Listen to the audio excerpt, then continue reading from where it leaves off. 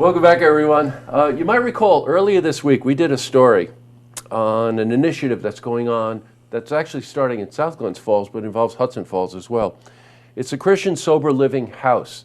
And we're really taken with the story, so we invited the pastor and the chairman of the house program here to discuss it in more detail. So my guests are Robert Munyon, who's the chairman of the Christian Sober Living House program. Welcome.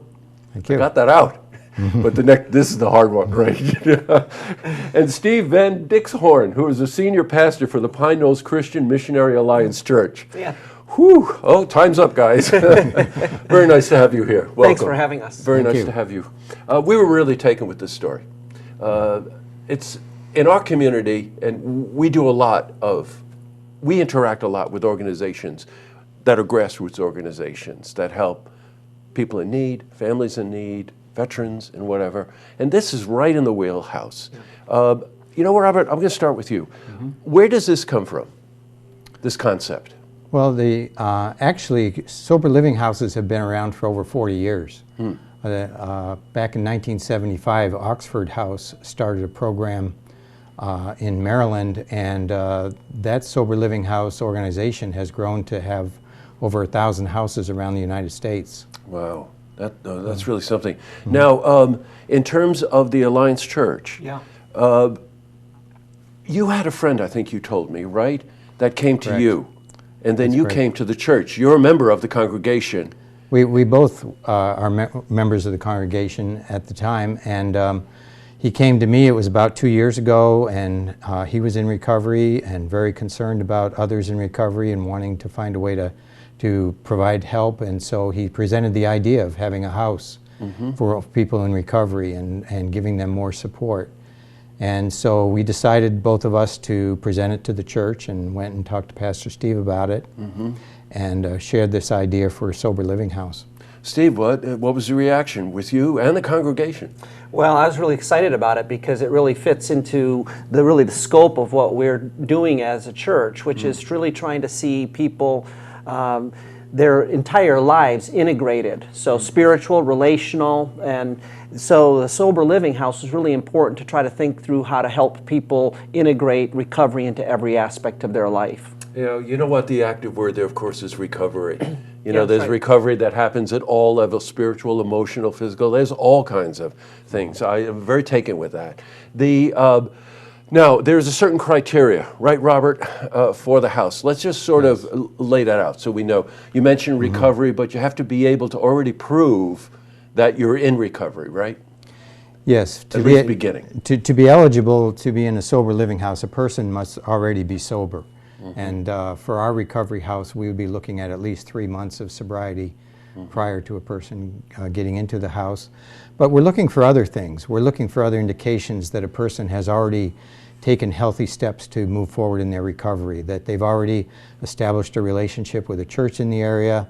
We want them to already be involved in counseling, to be attending 12-step meetings, and all of these will become part of a package that they put together, which we call their personal recovery plan.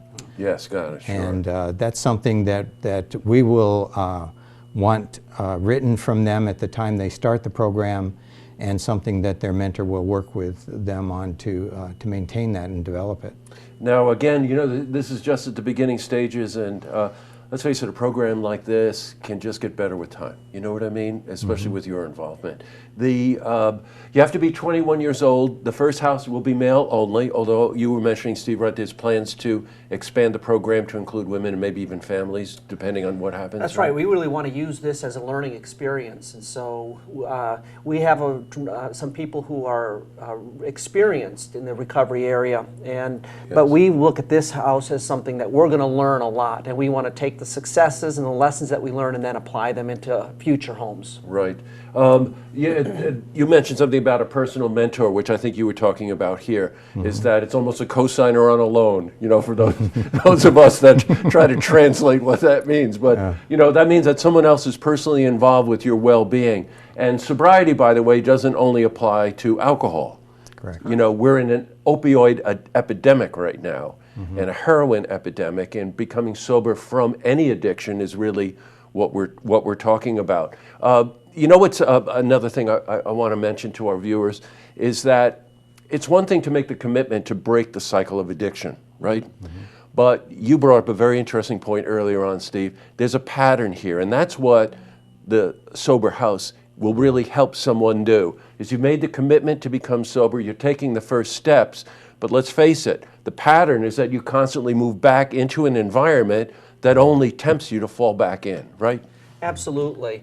You know, to break an addiction that's been present in someone's life for, let's say, a decade, it takes a tremendous amount of energy. And so oftentimes people start out their recovery and they're successful for 3 months or 6 months. Right. But if they're living in a situation that has drugs or alcohol present, pornography present, you know, old patterns of relationships, it's so easy in the midst of recovery when you get exhausted to fall back into those old patterns. And so we see this living environment of a sober living house as incredibly important for helping people establish a life of sobriety. Right. Well, you know what, guys, we're going to have you back because they just in the process of closing on the first house, which is in Hudson Falls, right? That's correct. And that's really the first step in this program.